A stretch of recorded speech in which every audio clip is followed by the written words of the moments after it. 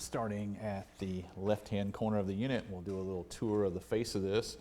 We've got 2/4-inch dubbing jacks here, and basically this just gives you some front panel convenience of adding in another piece of equipment if you want to dub a tape off. And if I'm not mistaken, the way that this works is this input jack, if you push a plug into this, and these are 1/4-inch tip ring sleeve plugs, it has a switch in it that will disconnect the tape monitor.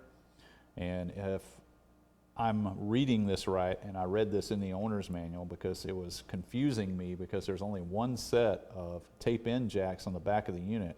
The tape monitor and the tape selector position are the same thing. It's just if you want to listen to your tape and you turn it over to tape, you can listen to it. If you push in the tape monitor switch, it's basically the same thing.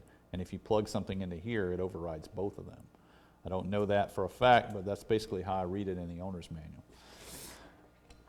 The 5 positions on the selector switch is AM, FM, phono, tape, and auxiliary. You do get, of course, the dedicated tape monitor and a mono switch. 3 positions for the tone, not only bass and treble, but they also give you the mid-range. That was very popular back in the day. Low filter, high filter, loudness, and muting right across the front center. Moving over a little further, we got the balance and the volume control, and then 2 positions for speakers, main and remote, a power switch, which doesn't work, and a headphone jack. And of course, Marantz's very famous horizontally mounted tuning selector. There is 1 meter on this. You can't see it because it's not lit up. Well, all I see is 1 meter. There may be more than one there, but I believe that that's the only one. Coming up over the top, the first thing we notice is, of course, the power supply board mounted on the front right side here. And we will definitely be taking a look at these caps with the ESR meter to see how they've held up over the years. I believe all the caps in this is Elna caps. And of course, there's, I'm sure, tons of material on the internet about upgrading and changing this and changing that. And I'm sure if you wanted to, you could punch up Marantz 2230 on eBay right now and somebody's selling a capacitor kit for 150 bucks that has every cap in this thing. Well, that's not what we're going to be doing. We're only going to be repairing the problem that the customer is having. We're not going to change any of these parts that are not needed to be changed. If there's something that's got an issue, it will certainly be addressed, but if none of these caps are bad, they're not going to be changed. And if I get this thing back up and going, if I don't hear any kind of issue with the audio, we're not touching the amplifier. We're going to leave it alone, and the customer will be just fine without having every single cap in this thing changed. Tuning capacitor right in the center. Behind that, the transformer. There's a nice little fine haze of dust right here. This will all clean up real nice. You got 2 circuit boards here for the tuning.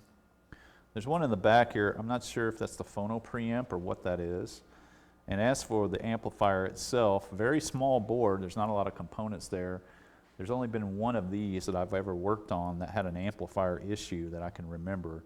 The bigger models definitely worked on quite a few of those, but for the smaller ones, I only had one of those that had an issue. Got that taken care of.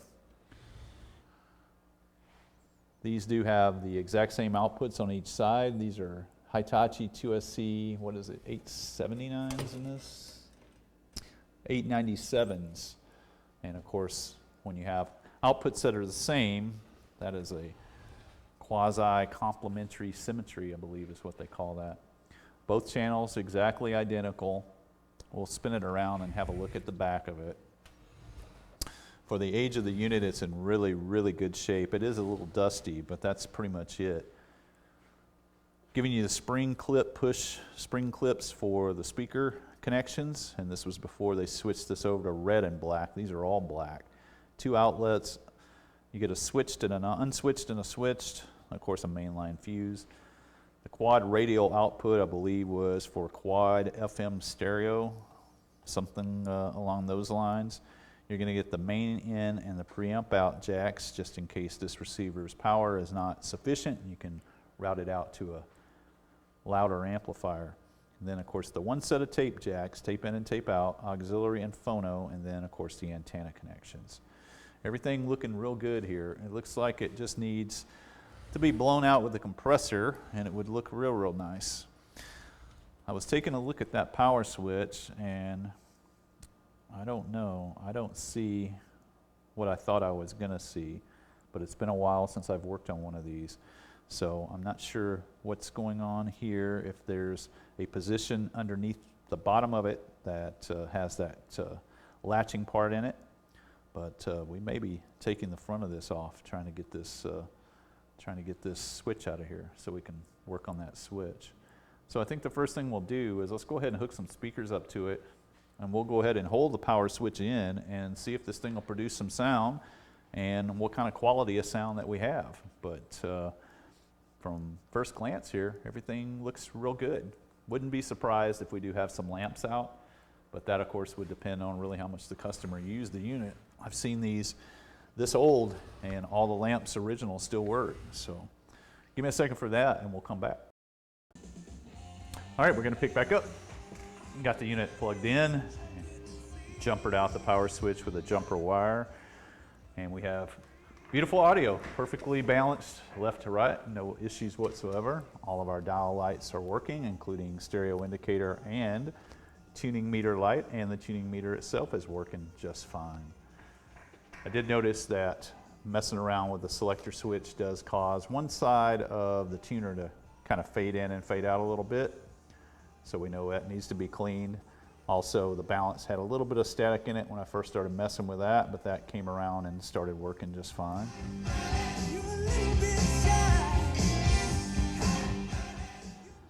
So it's doing its thing, and we're going to end the mystery about this right now. Basically, we're taking a signal out of the bench receiver from its tape out and bringing it into a RCA'd 1/8 inch and then 1/8 inch to 1/4 inch tip ring sleeve. We're going to plug that right in the front. And if we're truly dealing with a tape monitor scenario, and it's switched up to the signal from the bench receiver up there. So. Been released from the hospital after suffering. And that takes care of that. So I think the next mystery is to find out if the tape down here and the tape monitor are the exact same things. So let's turn the volume down. Let's unplug this. I'm trying to do this with one hand, so I apologize for the shaky picture.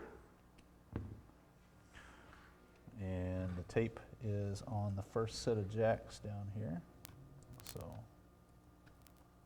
let's see if I can do this. I can't really see it. I'm just kind of guessing. There's one. There's the other one. So if that's truly shared between here and here, then we're on our tuner here. Phono tape. And now we're over on the second bench receiver. And of course, if you press that in, it's the exact same thing. So basically, the input here, the tape input here, and the tape monitor, all three are the same thing. It just depends on what you have plugged in, and if you have something plugged into here, of course it overrides the jacks that these two are used for. So I guess I can see that being useful.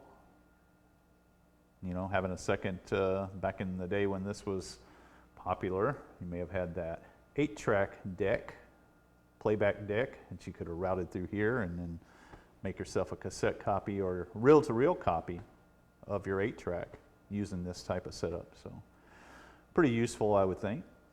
I'm going to let it play for a little bit. We're going to make sure nothing's getting warm. Everything looks and feels okay. There doesn't seem to be any trouble with anything. It sounds real nice, very balanced from right to left.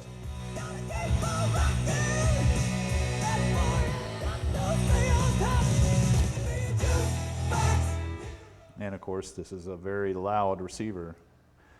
For such a small amplifier, they are utilizing it to the fullest. It sounds amazing, very nice. Very nice, warm, vintage sound, as they say. So I think the next thing is we're going to have to get down to where that power switch is.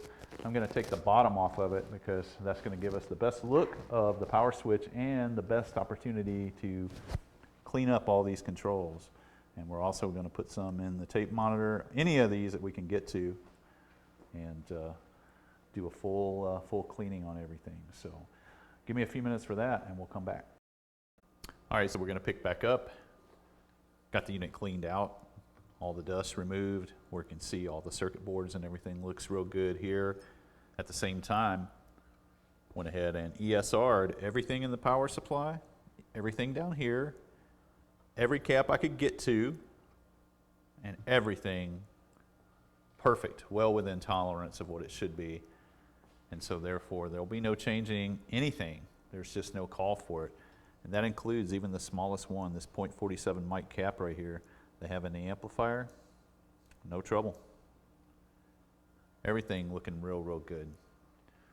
Found my catalog. I've got a 1973 Lafayette catalog, and in this catalog they have a few Marantz items, and as it turns out, they have the receiver in question that we're working on. This is a Marantz model 2230, and in 1973 you could purchase yourself one for 350 bucks. 60 watts per channel, what they're saying here. And they give you a whole list of features for this. Provisions for connecting tape decks, turntables, and 4-channel adapter. Massive heat sinks and automatic output protection. Completely enclosed metal chassis. Finished in simulated walnut. Now, of course, they'll give you the wood case. It shows the wood case on it. And I don't know if this was purchased with the wood case, but they do show it here as an optional piece for 30 bucks. I've already kind of looked at the power switch situation, and this is definitely something that I believe we can fix. I think it's just dry. I've already looked underneath, so I think we'll go ahead and get the camera set up on the magnifier, and we'll lean the receiver up so we can get to underneath and have a look at things and see if we can fix the power switch. And I'll get that going, and we'll get the heat switched off so we don't have that noise to contend with. So give me a few minutes and we'll come back. All right, we're going to pick back up. Got the bottom of the unit off so we can get a real good look at the underside of this and finding all of the circuitry just as clean and just as immaculate as one that would be brand new pretty much.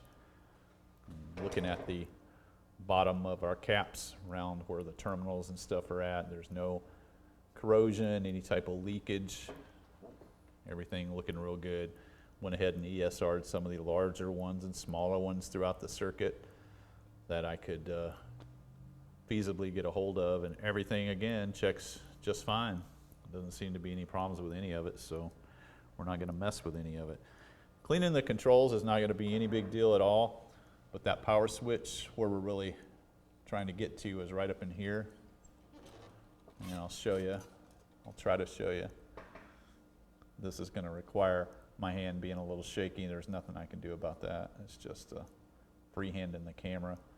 That blue spot right up there on the switch is where the actual sliding portion of it, locking mechanism is, and that's what we're going to have to do. Is I think it's just dry, so I'm going to put a little grease up in there and see if that will do it and get it back working again, because I don't see anything else. It just looks like it's a little bit dry. It's just not quite making, not quite making the snap into the little channel that holds it in place. So we're going to try that, and we'll just be using some of the white lithium grease to get it, see if we can get it up in there. Other than that, though, everything else looks pretty good. So no way I'm going to be able to hold this phone and try to do that without getting grease all over everything. So let me go ahead and put a little grease up in that channel, and then we'll come back and see if we got a winner. All right, well, I guess the fact that I have this removed from the unit now should tell you that the grease that I put in this channel right here was a fail. It is still not working. And so I'm still not convinced that there's something broken there. So we're going to take it apart, and it has those lovely squeeze tabs, and we're going to see if we can get those unsqueezed. try to do this without tearing the switch up, which is a very difficult thing.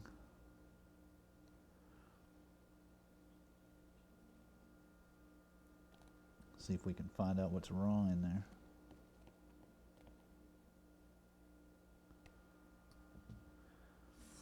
And we want to make sure that when we take this apart, something doesn't go boing. So we're being like super careful right here.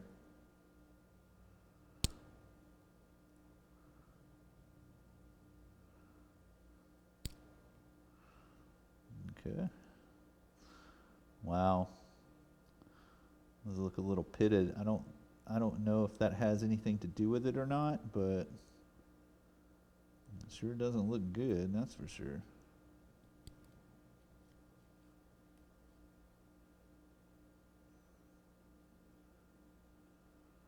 And we got this in the back end of it. Got 2 ball bearings, 2 springs.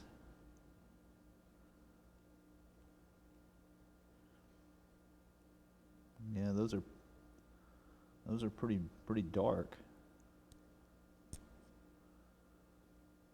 Well, let's see. We got a spring under a lot of tension here. Let's see if we can get the clip off of that.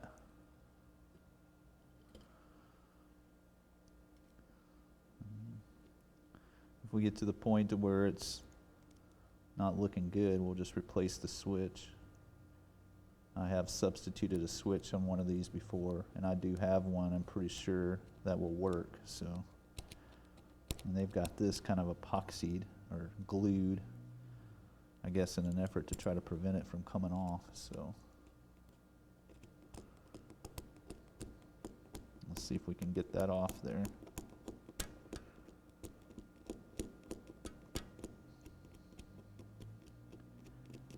Sure would be nice just to call Marantz and get a new switch. That'd be nice.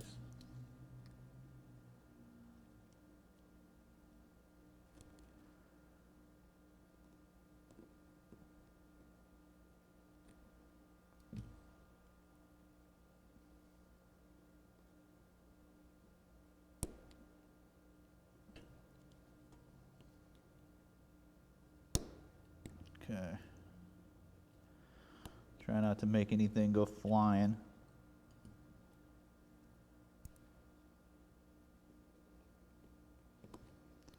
All right, we got that off. Here comes the spring.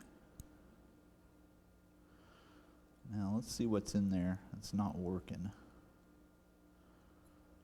Let's see if we can see.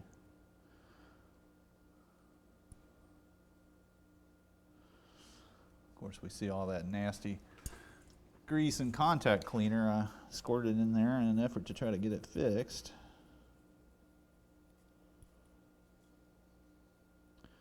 I do see something. What is that?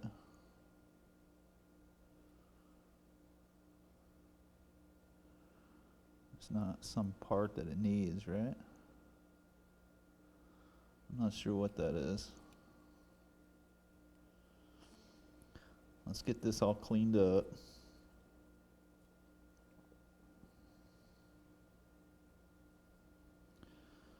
And I wonder if there was something, just dirt or something in that channel that was keeping it from doing what it was supposed to do, because there's the little end of it that fits in there. I hope I can get this back together.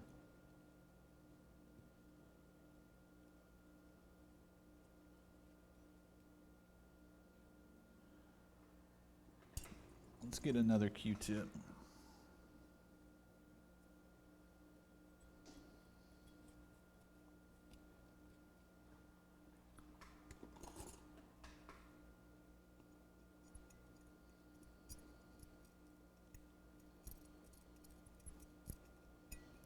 There is something dirty right there. I don't know if this is what would have been keeping this thing from working or what. I'm gonna flush that out with some contact cleaner. Try not to flush it into my eyes.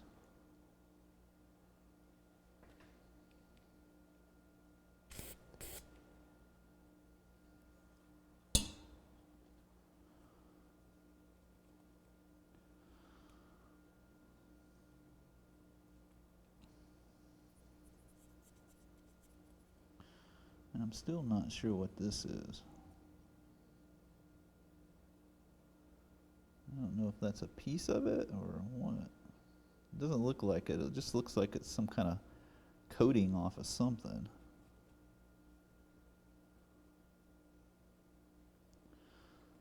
Everything there looks okay.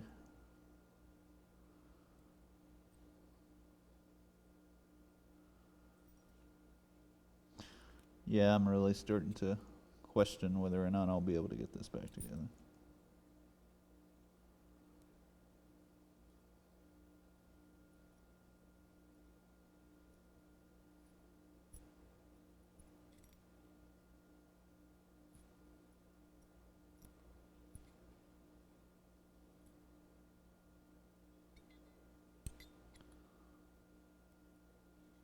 So I'm going to assume that goes like that. This goes back in here like this.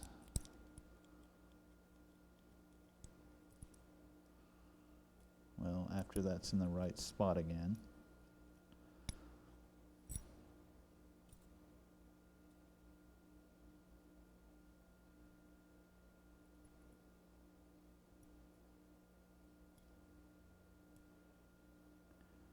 And we put this back in here.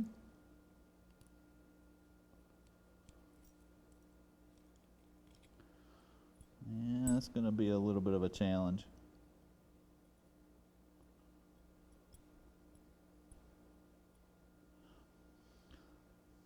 What is flaking off?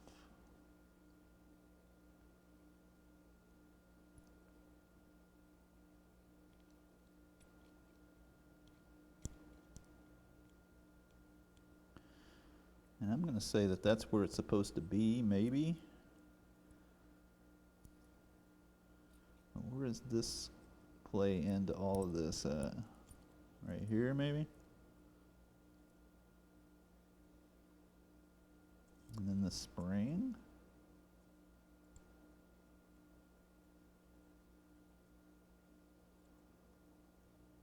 Yeah, this is going to be a problem.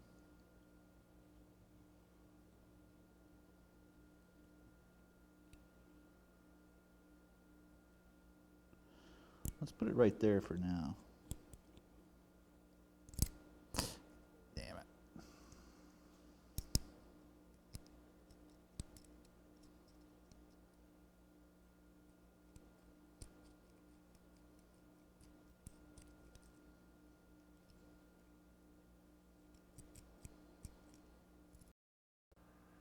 I cut the last clip off a little short because I was basically doing nothing but just struggling trying to figure out how to get this back together, but I did figure it out, and it looks like the best approach to it is to put this little plate and the spring on, and once you have the actual little lever, you put this on here and then push, and it drops it down in there and catches it in between the frame of that.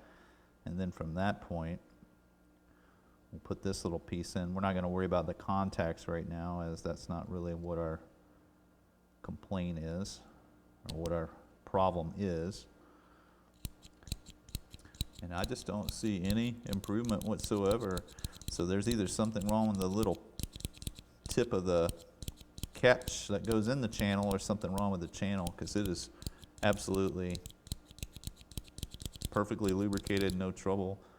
So I'm not real sure. I mean, there could be something wrong with that, but I don't know what the hell it would be.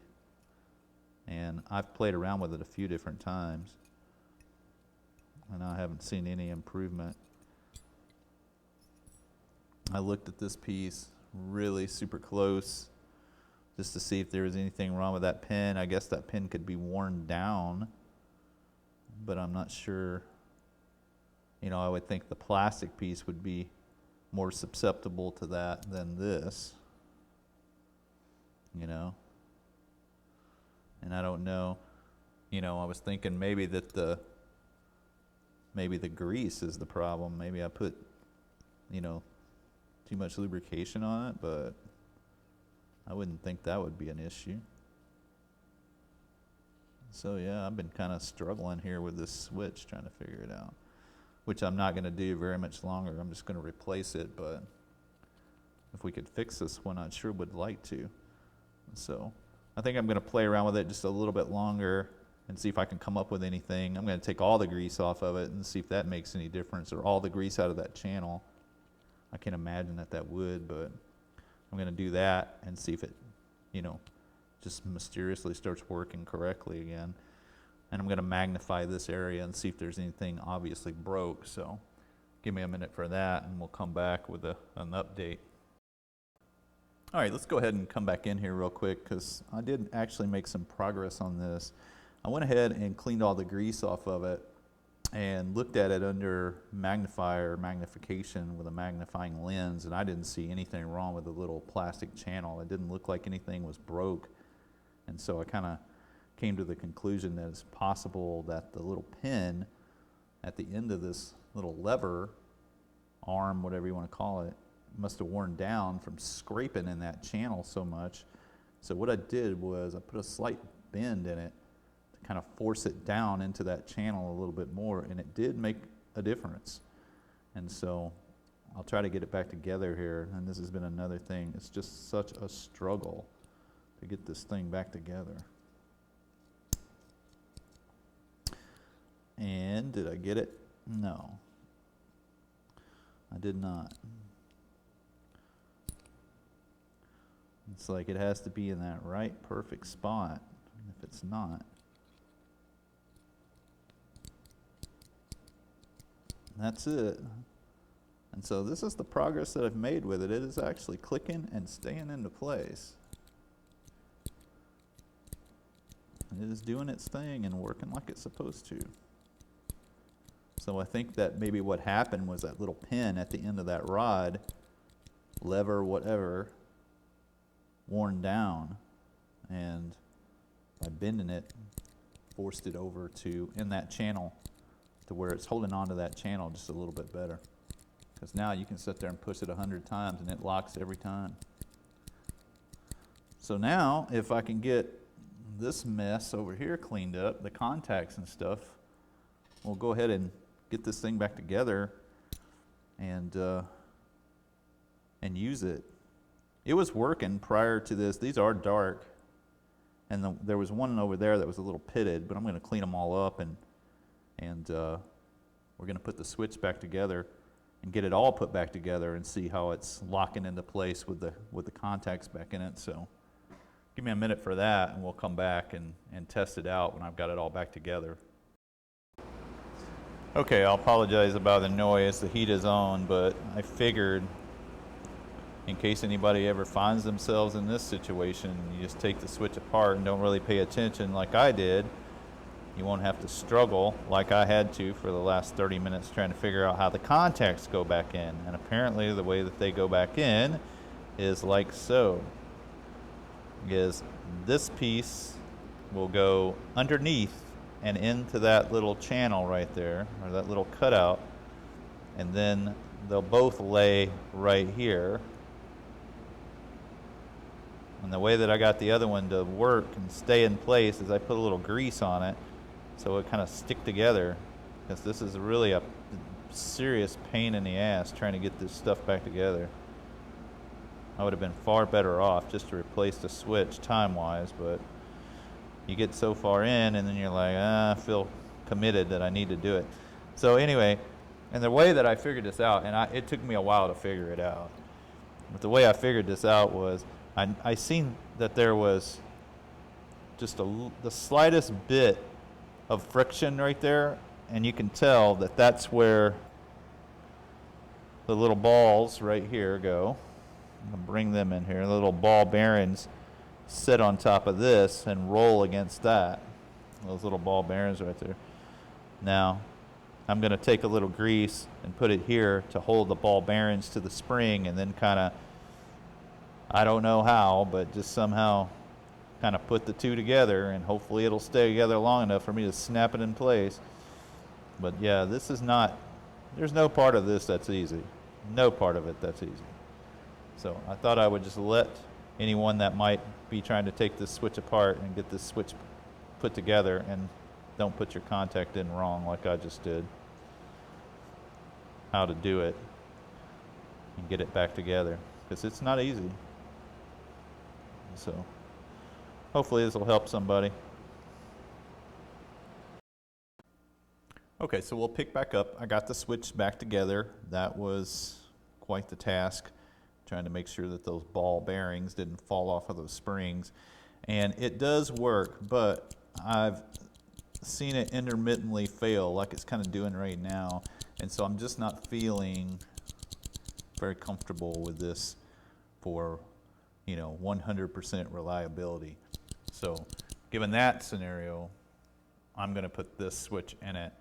And this is one that I have had in my stock for a while. This is in real good shape. It's a heavy duty switch, and we're going to put this in. They're a little different, although there is two sets of mounting holes in the front of the receiver. I'll show you that if I can spin it around here.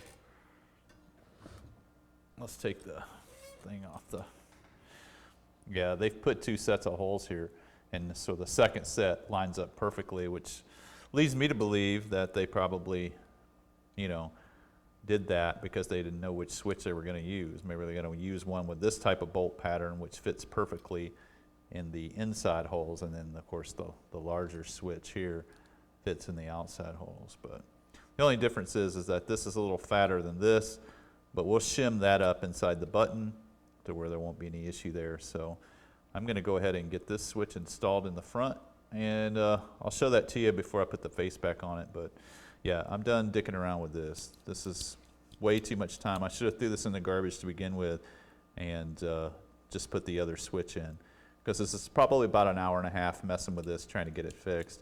And even though, like I said, it does work, but I've pushed it a bunch of different times, and I've caught it not working a couple of times, like it's doing right now. So, just don't feel comfortable with that. It's a simple thing that I want to make sure that's done right the first time, and I don't want any repeat coming back and having to do this again. So let me go ahead and get this put in, and then we'll pick back up. All right, so we'll come back in. Got a replacement switch put in. Was even able to use the screws from the Marantz switch. They were a perfect fit for this, so didn't have to use any gold screws. The other switch came with a pair of gold screws, and so I was glad we were able to use those. Got it soldered up in the back. Everything looking real good, pretty much the same as the other one did, and fits in there perfect, and works like a champ.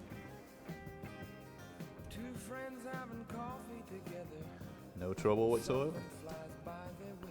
And it's one of those things, I spent a lot of time on this and really do hate to admit defeat, but I got to think that there's probably just some little something either wrong with that little channel, that little plastic channel is worn down, or the metal piece is worn to the point to where it just won't stay latched. It does work, it's just not consistent, and because it not being consistent, that just makes it a problem for me. And so definitely don't want to have this come bouncing back from the customer after I've taken it apart.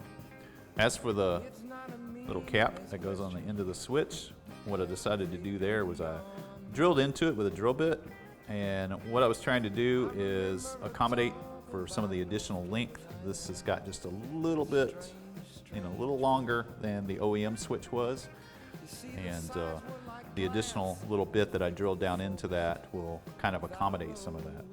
And as for keeping the button onto the switch, what we're going to do there is just take a little bit of foam, and I'm going to wrap it over the switch like so, and then just push the cap right onto it, and that'll hold it nice and snug. And then that way there's no crazy gluing or epoxying it or anything like that. If somebody needs to take it off in the future, it'll come off relatively easy with no struggles. So we're getting to the point where all we got left to do here, I'm going to go ahead and get the knobs and the face, everything put back on it, and we'll start cleaning the controls. I won't do them all on video, but we'll do a couple of them, and then we'll get us to the point where we're ready for a final play test on this. Probably made this way longer than it should have been with that switch, and that part of the video, if you decided to fast forward through that, I got no issue with that. It was way too long trying to get that thing going. So anyway, give me a little bit. We'll get this all put back together and get us to the point where we can get ready to put this thing to bed.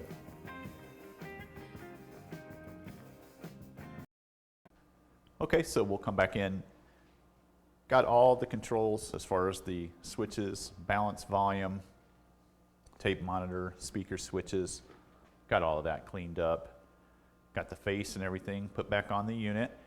And the only one that's really left is the selector switch. And this one I always put a little extra effort into, just simply because there's so many different points of contact on this switch.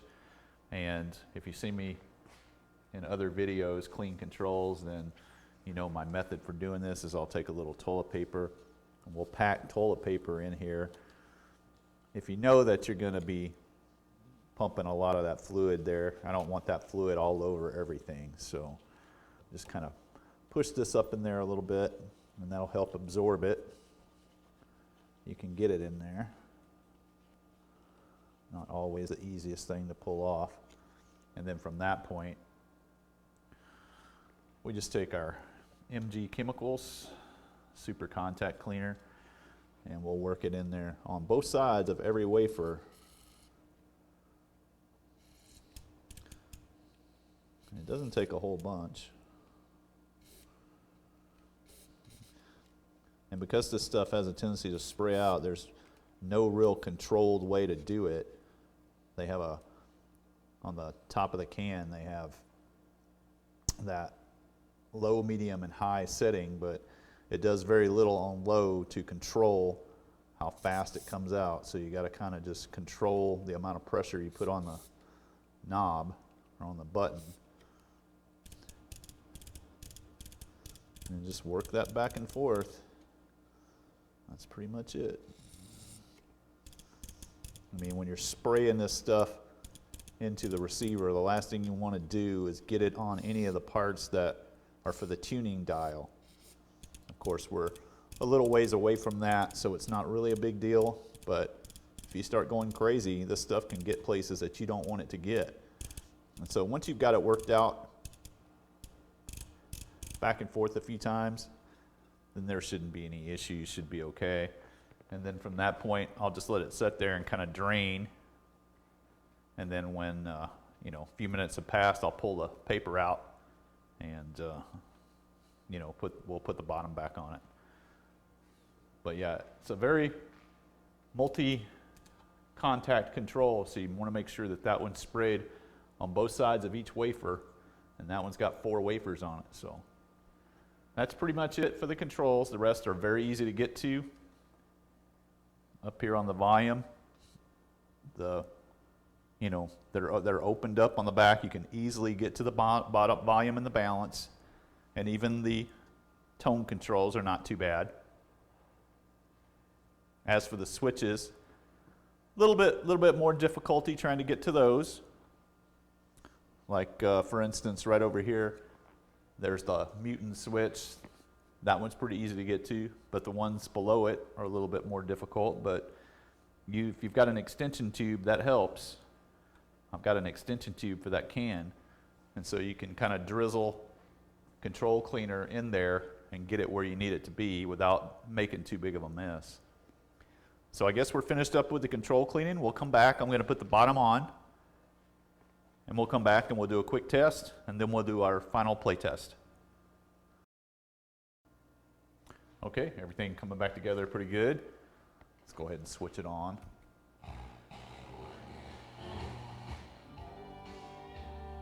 Maybe not there. There we go.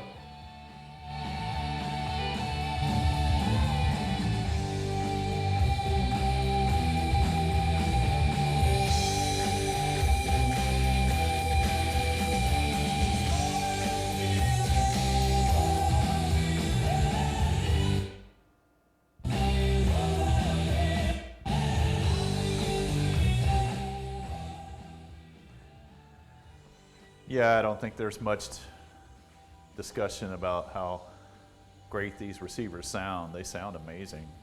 And surprisingly enough, I've never owned one of these. I've owned a lot of vintage equipment, and I've never owned one of these. And they are beautiful to look at, and they sound just as beautiful. Very nice. Let's put the lid on it, and we'll move on to the final play test and be done with this one. Okay, so as we bring to a close the Marantz Model 2230 AM/FM receiver, we know for a fact early 70s model. According to the catalog I have, it's in the 73 book at about $350 if you want one of these, or if you wanted one back then. I think the big takeaway for this experience for me is this power switch. Absolutely possible to take this apart and repair the contacts in it in case you have contact issues. As far as the latching portion of it, that's a different story. I'm not sure if, like I said, the pin on that latching lever is worn down, or maybe there is something wrong with the little plastic channel that it rides in. And there's also the possibility that I'm completely missing something with the switch. Definitely don't want to leave that out, because that's definitely possible. But I won't hesitate to take one of these apart and repair the contacts if that problem ever presents itself to me again. Now, the weird thing about this receiver is when I look at this receiver, I see the type of music I want to hear on it. And I don't think about those legacy bands from the 70s that I listen to all the time, like UFO or Black Sabbath or Judas Priest. I don't see that when I look at this receiver. I see it more along the lines of solo artists. I don't know if that makes any sense, but like I started out playing that Neil Young song. When I look at this receiver, I see that type of music being played on it. So for the final song that we're going to listen to on this is going to be a Dave Mason song, and it's called Shouldn't Have Took More Than You Gave. So let's hear a little bit of this, and we'll be wrapping up the 2230. And as always, I want to thank you guys for checking out this video and all the videos on my channel. I hope you can take away something that'll help you in your own, equipment, help you with your own equipment, or if nothing else, hopefully you got a little bit of entertainment value out of it. But anyway, thank you all. I appreciate it.